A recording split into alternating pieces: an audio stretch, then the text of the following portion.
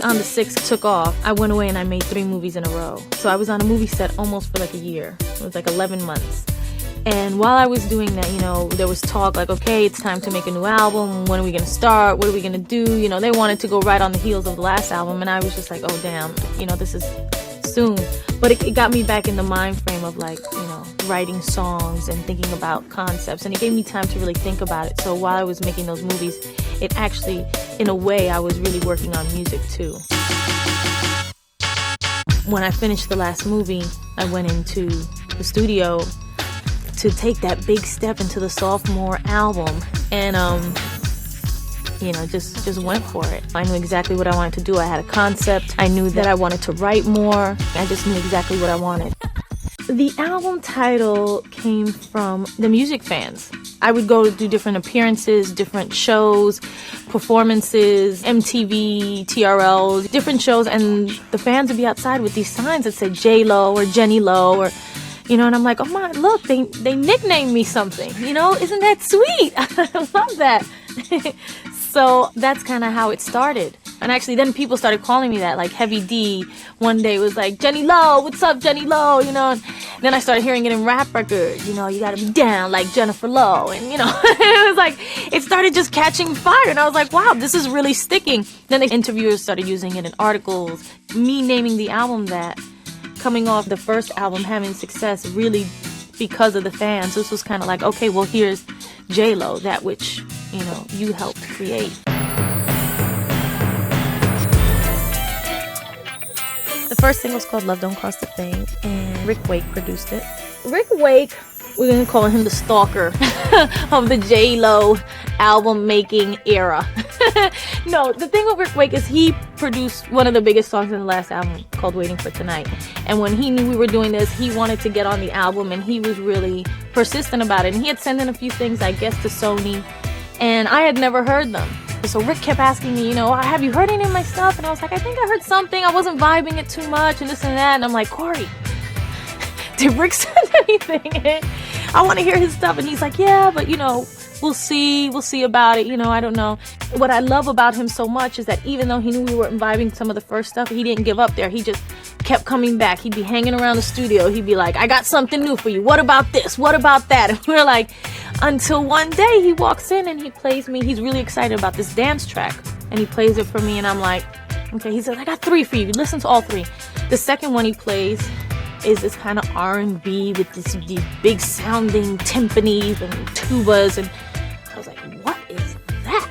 And he was like, oh, that's Love Don't Cost a Thing. And I was like, I'm recording that. And he's like, okay. And he goes on, he plays me the third one, and and you know, he kind of just played it off casual, like no big deal.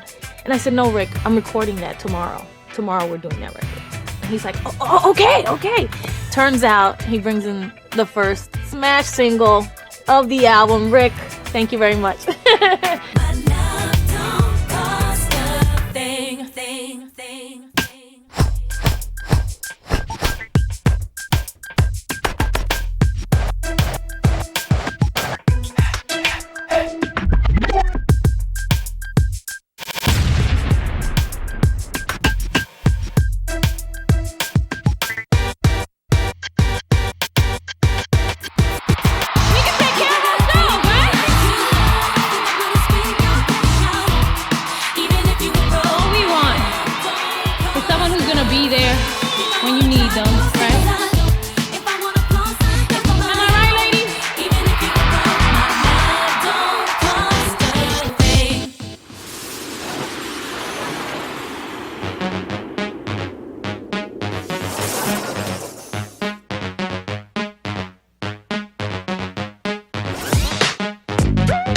One day me and Corey in the studio again, as usual, and we get a phone call from Tommy Mottola.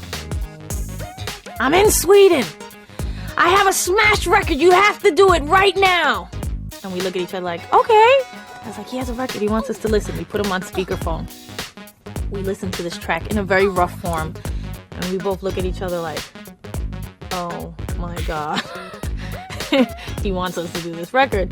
So it's like, what do you think? What do you like? We're like, yeah, well, I don't know. We'll see. I don't know if I'm feeling it. It's hard to hear over the phone, you know? And he's like, I'm telling you, This record is incredible. Called like an hour later. So I'm flying the guys to Sweden on Monday. You guys will work Tuesday and Wednesday and we'll get this record done. And I'm telling you, it's a smash. You guys, change the words a little bit if you want. Do whatever you want to it. I don't care. But this track, I'm telling you. So we're like, okay, Tommy, okay. Hang up the phone. Sure enough, I go away for the weekend to do something. I come back Monday morning. They're the guys from Sweden. Right there.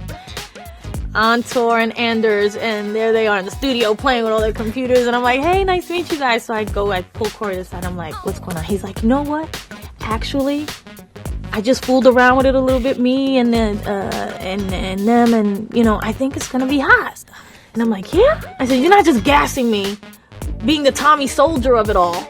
And he's like, no, I'm telling you it's hot.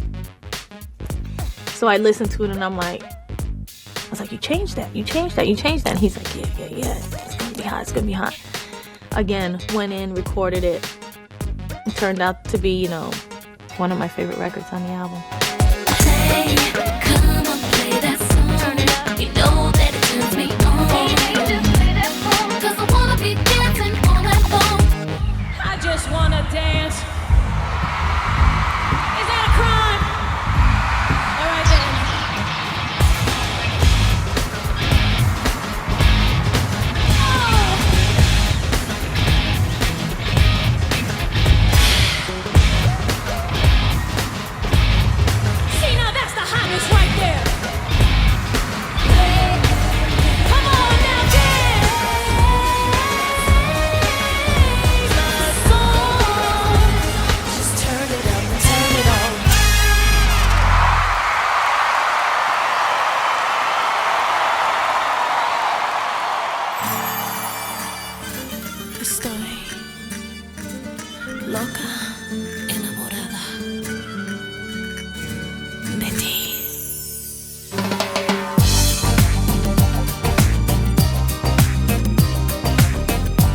Ain't It Funny was inspired by The Wedding Planner.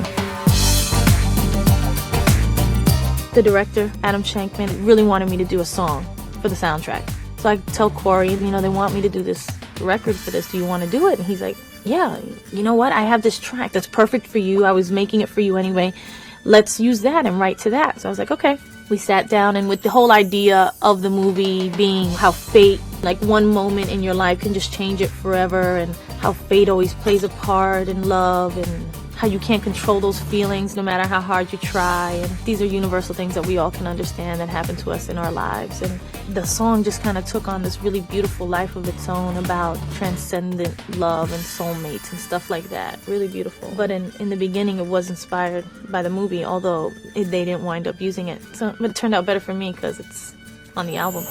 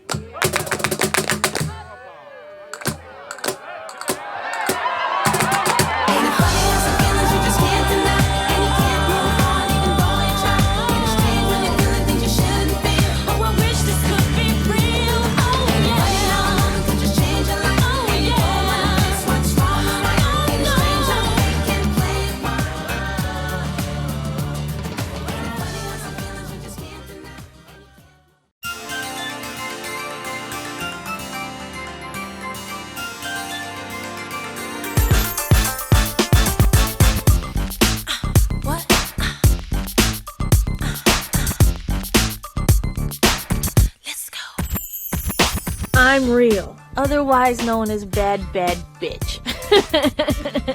It's funny, we had got to the point in the album we had recorded maybe 10 or 12 records. You always get to this point in the album where, like, for a few days, or could last weeks, could last months, where you just get to the point and you're like, okay, we need a smash. We need a smash to put this album to bed. You have, like, good stuff, you have great stuff, but it's not, you know when you get that record and you're like, all right, send it to the presses. We hadn't got there yet. We were in the studio for like a few days, and it's kind of just like, what are we doing? Okay, well, let's do some fixes on this, and let's do some fixes on that, and this and that. And then Troy Oliver brings in a track, and Corey's like, I want you to listen to this. So he plays it for me, and I'm like, listening to it, and I'm like, oh my God, I love this.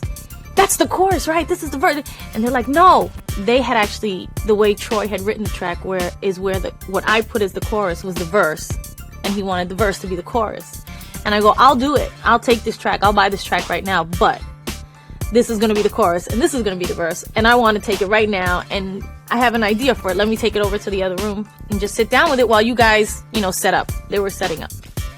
So I go into the other room, and I kind of sit down, and I'm listening to this, and I start pontificating on things and the direction of the album and what it has to be and this and that. And it was actually a really, really important moment for me as a songwriter in my career, because it was the first time I wrote melody, where I actually wrote music, So I sat there and I started writing all this stuff.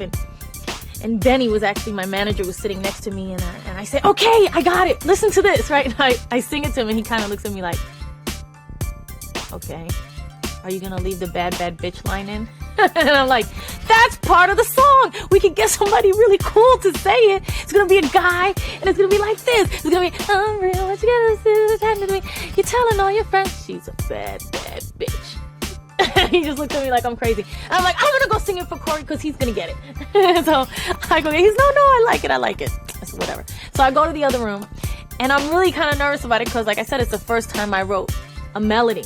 So I didn't know if it was good, although it sounded good in my ear. You never know. You can't be objective sometimes. So I go to Corey and I say, the room is full. When you're hanging out in the studio, he has his boys, and his boys have his boys, and it's always full of boys.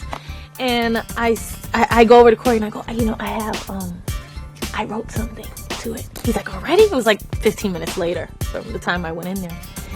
And I said, yeah, but I only want to sing it for you, And he's like, okay. So I sing it in his ear, and he starts dialing a number, and he's like, this is my answering machine. Sing it right here before we forget it. So I guess he liked it. And we actually wound up recording it that night. So we did it all in a day. It's a very, very special song to me for that reason.